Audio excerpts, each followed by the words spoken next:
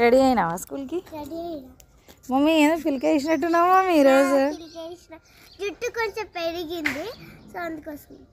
మరి అన్ని వెజిటేబుల్స్ తింటే నేను చెప్పినా కదా నిన్న నైట్ వెజిటేబుల్స్ తింటే పొద్దున వరకు జుట్టు పెరుగుతుందని కదా, నువ్వేమో వెజిటేబుల్స్ తిననంటావు.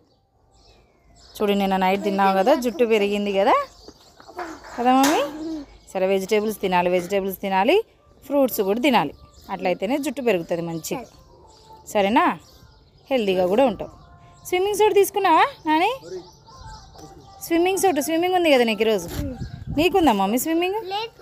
సాటర్డే సండే ఇప్పుడు మేము యూకేజీ కాదు కదా, యూకేజీలో సేమ్ ఉంటుంది.